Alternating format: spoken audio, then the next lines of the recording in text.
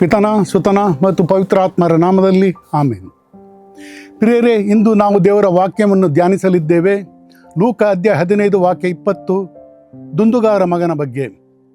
ಅಂತೆಯೇ ಎದ್ದು ತಂದೆಯ ಬಳಿಗೆ ಹೊರಟ. ಮಗನು ಇನ್ನೂ ಅಷ್ಟು ದೂರದಲ್ಲಿ ಇರುವಾಗಲೇ ತಂದೆ ನೋಡಿದ. ಆತನ ಹೃದಯ ಕನಿಕರದಿಂದ ಕರಗಿ ಹೋಯಿತು. ಓಡಿ ಹೋಗಿ ಮಗನನ್ನು ತಬ್ಬಿಟ್ಟು ಮುತ್ತಿಟ್ಟ. ಪ್ರಿಯರೇ, ಪಾಪ ಮಾಡಿ ಆದಮ ದೇವರ ಕೃಪೆಗಳನ್ನು ಕಳೆದುಕೊಂಡು ದೇವರ ಪ್ರಸನ್ನತೆಯಿಂದ ದೂರ ಸರಿದಾಗ ದೇವರು ಆದಮನನ್ನು ಪ್ರಶ್ನಿಸುತ್ತಾರೆ, ಆದಮ ಎಲ್ಲಿದ್ದೀಯಾ ಎಂದು. ಆದಮ ಪೊದೆ ಹಿಂದೆ ಅಡಗಿಕೊಂಡು ಭಯಪಟ್ಟು ಅವಿತುಕೊಂಡೆ ಎಂದನು.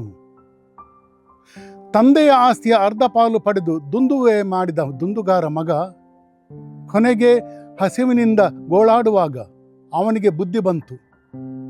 ತನ್ನ ಪಾಪದ ಅರಿವಾದಾಗ ತಂದೆಯ ಬಳಿಗೆ ಬರಲು ನಿರ್ಧರಿಸಿದನು.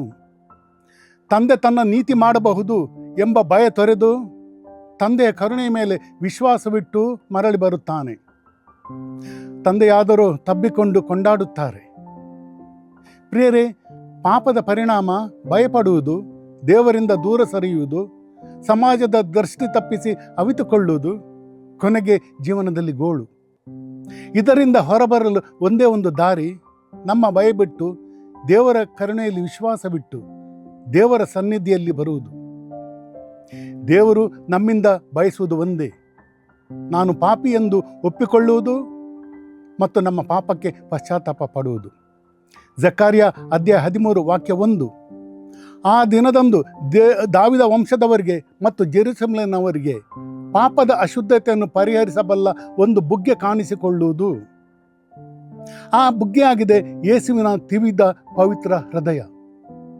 ಯೇಸು ಸಂತ ಫೌಸ್ತೀನರಿಗೆ ಹೇಳುತ್ತಾರೆ, ಮಾನವ ಕುಲ ನನ್ನ ಕರುಣೆಯ ಮೇಲೆ ವಿಶ್ವಾಸವಿಡದ ಹೊರತು ಅವರಿಗೆ ಶಾಂತಿ ಲಭಿಸದು.